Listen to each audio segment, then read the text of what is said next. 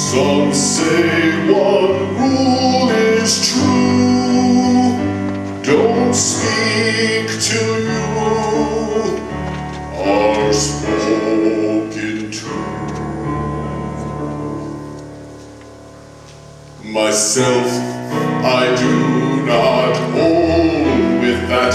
I say you should address a cat, but always bear in mind that he resents familiarity.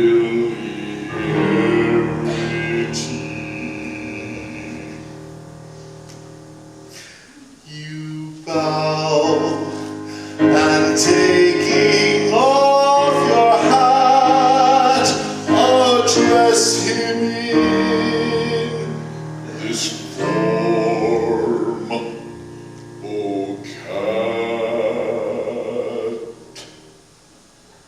Before a cat will condescend to treat you as a trusted friend, some little token of esteem is needed, like a dish of cream, and you might now and then supply some